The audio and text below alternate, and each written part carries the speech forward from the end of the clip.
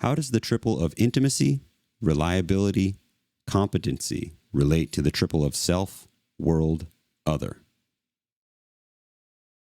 Yeah, the notion of intimacy connects to all three. Like, so for instance, one of the things of working with wood, for example, is that one can get intimate with the wood. If you're doing stone carving, for example, the materials themselves can be hazardous. Like, you don't want to inhale certain kinds of dust.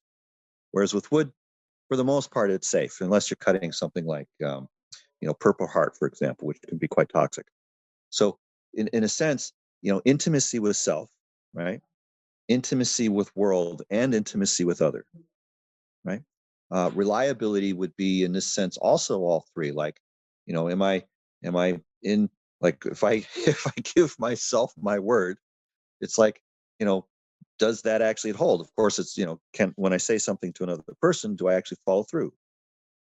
And there's a sense of, when we're talking about competency, we mentioned that in the sense of skillfulness. And again, there's three kinds of skillfulness in this perspective.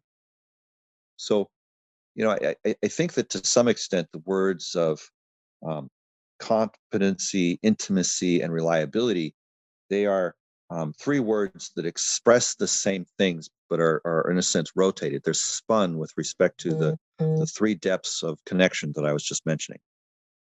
So you could think of them as being two different frames for the same different space, right? Like, the coordinate system for one might be coordinated differently than the coordinate system to the other, but either one of the coordinate systems can describe the entire space. It's a little bit like the relationship, say, between the polar coordinate system and the rectilinear or Cartesian coordinate system. It's just different nomenclature for the same space.